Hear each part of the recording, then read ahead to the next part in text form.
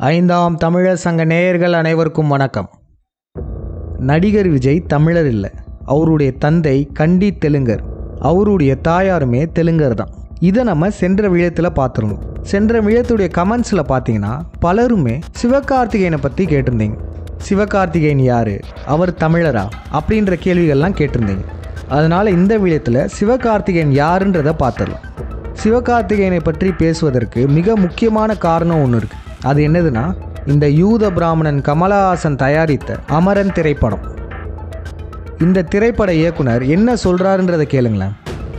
Hindu Rebecca Varghese ma'am முதல்ல வைத்த ஒரு கோரிக்கை, முகுந்த் ஒரு தமிழர், அவங்க அந்த கேரக்டருக்கு ஒரு தமிழ் ரூட்ஸ் இருக்கக்கூடிய ஒரு நடிகரை இதுக்கு காஸ்ட் பண்ணுங்கிறது மட்டும்தான் அவங்க என்கிட்ட வச்ச ஒரே கோரிக்கை.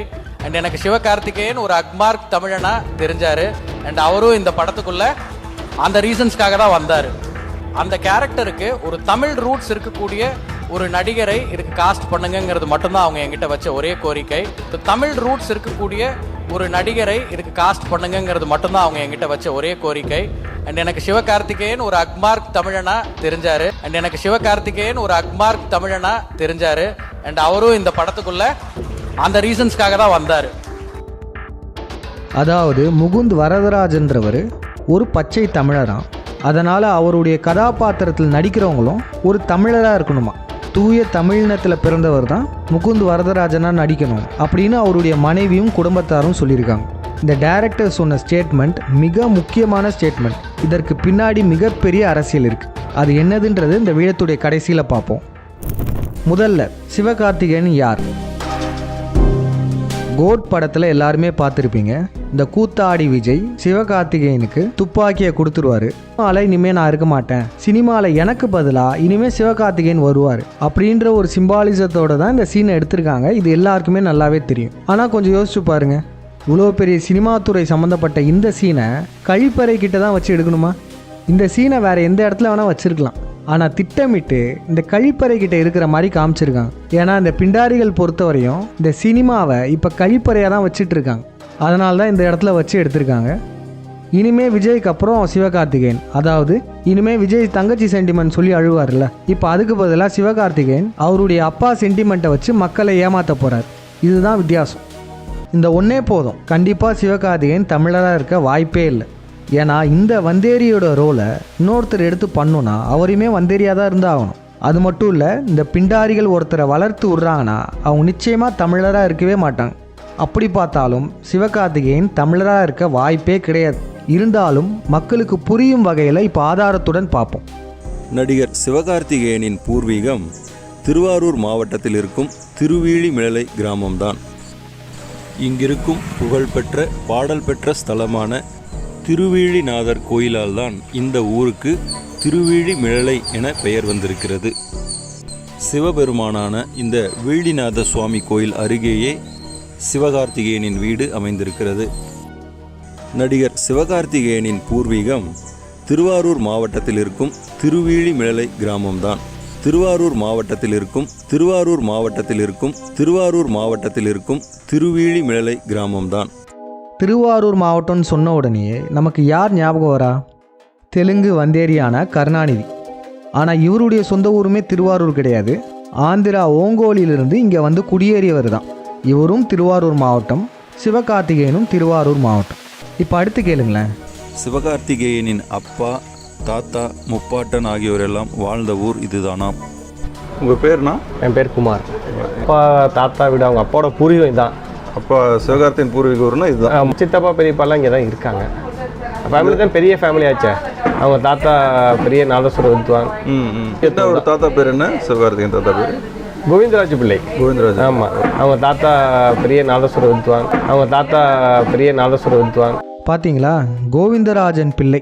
இவர் தான் சிவகார்த்திகேயனுடைய தாத்தா. என்ன ஒரு தாத்தா பேர் என்ன? சிவகார்த்திகேயன் தாத்தா பேர் கோவிந்தராஜ் பிள்ளை. கோவிந்தராஜ். ஆமாம்.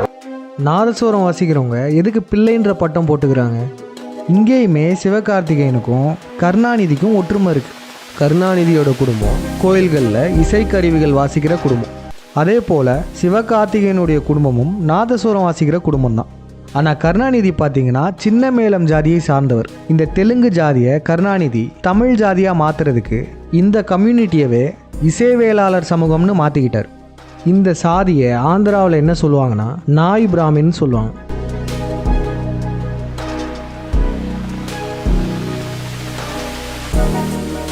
அவங்க கேஸ்ட் கம்யூனிட்டி பேர் என்ன?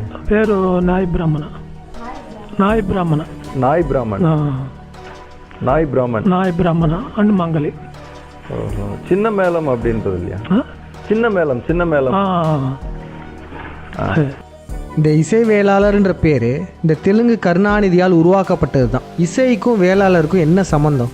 ரெண்டுக்கும் என்ன கனெக்ஷன்? ஒரு கனெக்ஷன் இருக்குங்க.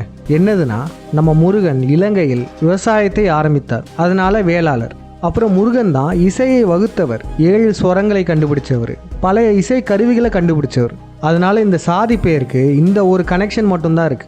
இதை தவிர வேற எந்த ஒரு சம்மந்தமுமே கிடையாது. இசை வேற, வேளாளர் வேற. இந்த சாதியை இந்த பிண்டாரிகள் கருணாநிதியை வச்சு உருவாக்கியிருக்காங்க.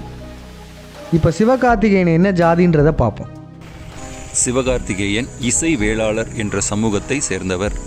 தங்கள் பெயர்களுக்கு பின்னால் பிள்ளை என்பதை சேர்த்துக் கொள்வது இவர்களுக்கும் மரபாக இருக்கிறது. சிவகார்த்திகேயன் இசை வேளாளர் என்ற சமூகத்தை சேர்ந்தவர். சிவகார்த்திகேயன் இசை வேளாளர் என்ற சமூகத்தை சேர்ந்தவர். என்னங்க, சிவகார்த்திகேயனையுமே கருணாநிதியின் ஜாதியான இசை வேளாளர் ஜாதின்றாங்க. ஓ, அப்போ நடிகர் சிவகார்த்திகேயனுமே கருணாநிதியோட ஜாதி தானோ? இதை உறுதிப்படுத்துறதுக்கு இவர் பேசுறது கேளுங்க. இவர் வேற யாரும் இல்லை, சிவகார்த்திகேயனுடைய தாத்தா இருக்கார்ல, அவருடைய சொந்த தம்பி. உங்கள் பேர் சொல்லுங்க ஐயா. என் பேர் எஸ் ராமசாமி. இப்போ பழமையாக வீடு. உங்கள் அண்ணா தான் அவர் இல்லையா? சிவகார்த்திகேயனோட தாத்தா வந்து உங்கள் அண்ணா. கூட பிறந்த அண்ணா. அண்ணா. அவர் பேர் வந்து கோவிந்தராஜ் பிள்ளை. ஓகே. கருணா கலைஞருக்கு சொந்தக்காரன் நீங்கள்? ஒரு வழியில் உறவு. சொந்தம் தான், உறவு.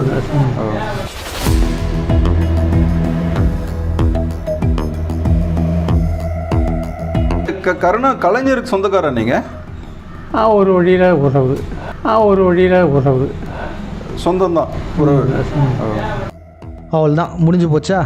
சிவகார்த்திகேயனுடைய தாத்தாவே அவர் கருணாநிதிக்கு சொந்தக்காரவனும் சொல்லிட்டார். நடிகர் சிவகார்த்திகேயன் தமிழர் இல்லை, அவரு கருணாநிதியின் உறவினர், தெலுங்கு சின்னமேளம் ஜாதியை சார்ந்தவர். நீங்கள் நல்லா பாருங்களேன், இந்த கூத்தாடி விஜயுமே பிள்ளை சமூகம்னு சொல்கிறாங்க, சிவகார்த்திகேயனுமே இசை வேளாளர் பிள்ளைன்றாங்க. சிவகார்த்திகேயன் இசை வேளாளர் என்ற சமூகத்தை சேர்ந்தவர். தங்கள் பெயர்களுக்கு பின்னால் பிள்ளை என்பதை சேர்த்துக் கொள்வது இவர்களுக்கும் மரபாக இருக்கிறது. இவங்க 2 பேரும் சாதாரண பிள்ளை இல்லை, தேர்ந்தெடுக்கப்பட்ட பிள்ளைகள். அதாவது இந்த பிண்டாரிகளால் உருவாக்கப்பட்டு வளர்த்தெடுக்கப்பட்ட பிள்ளைகள். கூத்தாடி விஜயும் சரி, சிவகார்த்திகேயனும் சரி, இவங்களுக்கும் பிள்ளை சமுதாயத்திற்கும் எந்த ஒரு தொடர்பும் கிடையாது. அதனால் இனிமே சிவகார்த்திகேயன் தமிழர் இல்லை, அவர் ஒரு தெலுங்கர்னு சொல்லி அனைவரும் பேச ஆரம்பிங்க. எந்த லேபில் டெஸ்ட் எடுத்தீங்கன்னு கேட்டாங்கன்னா 5ஆம் தமிழர் சங்கம் லேபில் டெஸ்ட் எடுத்தோன்னு சொல்லுங்க. இப்போ இந்த அமரன் படம் டைரக்டர் பேசுனதை திருப்பியும் கேளுங்களேன். இந்து ரெபேக்கா வர்கீஸ் மேம் முதல்ல வைத்த ஒரு கோரிக்கை, முகுந்த் ஒரு தமிழர், அவங்க அந்த கேரக்டருக்கு ஒரு தமிழ் ரூட்ஸ் இருக்கக்கூடிய ஒரு நடிகரை இதுக்கு காஸ்ட் பண்ணுங்கிறது மட்டும்தான் அவங்க என்கிட்ட வச்ச ஒரே கோரிக்கை. அண்ட் எனக்கு சிவகார்த்திகேயன் ஒரு அக்மார்க் தமிழனா தெரிஞ்சாரு. அண்ட் அவரும் இந்த படத்துக்குள்ள அந்த ரீசன்ஸ்க்காக தான் வந்தாரு. அந்த கேரக்டருக்கு ஒரு தமிழ் ரூட்ஸ் இருக்கக்கூடிய ஒரு நடிகரை இதுக்கு காஸ்ட் பண்ணுங்கிறது மட்டும்தான் அவங்க என்கிட்ட வச்ச ஒரே கோரிக்கை. அண்ட் எனக்கு சிவகார்த்திகேயன் ஒரு அக்மார்க் தமிழனா தெரிஞ்சாரு. அண்ட் எனக்கு சிவகார்த்திகேயன் ஒரு அக்மார்க் தமிழனா தெரிஞ்சாரு. அண்ட் அவரும் இந்த படத்துக்குள்ள அந்த ரீசன்ஸ்க்காக தான் வந்தாரு. பார்த்துக்கோங்க, ஒரு தெலுங்கனை பச்சை தமிழ்னா ஆக்க பார்க்குறாங்க. இந்த தெலுங்கு சிவகார்த்திகேயன் தான் தமிழ் ரூட்டுள்ள ஒரு நடிகனா? இந்த டைரக்டர் பேசுகிறதுல நீங்கள் நல்லா கவனிச்சிங்கன்னா தெரியும். இந்த சிவகார்த்திகேயனையுமே தமிழ்னாக்குறாங்க. அது மட்டும் இல்லை, பிராமண ஐயங்காரான மேஜர் முகுந்த் வரதராஜனையுமே தமிழ்னாக்குறாங்க. முகுந்த் வரதராஜன் பிராமண சமூகத்தை சேர்ந்தவர். அவருடைய மனைவி கேரளாவை சேர்ந்த ஒரு கிறிஸ்துவர். இந்து ரெபேக்கா வர்கீஸ் மேம் முதல்ல வைத்த ஒரு கோரிக்கை, முகுந்த் ஒரு தமிழர். முகுந்த் வரதராஜன் தமிழன் சொல்லும்போது இவருடைய கண்ணை பாருங்களேன். முகுந்த் ஒரு தமிழர். ரொம்ப கடினப்பட்டு யோசிச்சு சொல்கிறாருல. இந்த மலஹாசன் ஸ்கிரிப்ட் கொடுத்து சொல்லியிருப்பார் போல். கண்டிப்பாக இந்த டயலாகை பேசியே ஆகணும்னு சொல்லியிருப்பார் போல். அதனால தான் நடக்காத ஒன்றை நடந்த மாதிரி யோசித்து சொல்கிறார். முகுந்த் ஒரு தமிழர். இது ஒரு சாதாரண ஸ்டேட்மெண்ட்டே கிடையாது. இது இந்த யூத பிராமணர்களுடைய மிகப்பெரிய அஜெண்டா. நீண்ட காலமாக இந்த அஜெண்டா இருக்குது. இப்போ ரொம்பவே அதிகமாக முனைப்புடன் இதை செயல்படுத்த பார்க்குறாங்க. என்ன அஜெண்டானா, இந்த பிராமணர்களை தமிழராக்கும் வேலையை பார்த்து கொண்டுள்ளார்கள். அது மட்டும் இல்லாமல் இந்த யூத பிராமணர்கள் நல்லவர்கள் போலவும் மக்களிடம் சித்தரிக்க பார்க்குறாங்க. எடுத்துக்காட்டுக்கு இந்த அமரன் படமும் கூட முழுக்க முழுக்க இந்த யூத பிராமணர்களுடைய அஜெண்டா திரைப்படம் தான். கொஞ்சம் சிந்திச்சு பாருங்கள்.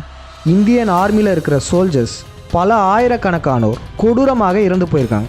இந்தியன் ஆர்மியில் இருக்க ஒவ்வொருத்தருக்கு பின்னாடியுமே ஒவ்வொரு கதைகள் இருக்குது.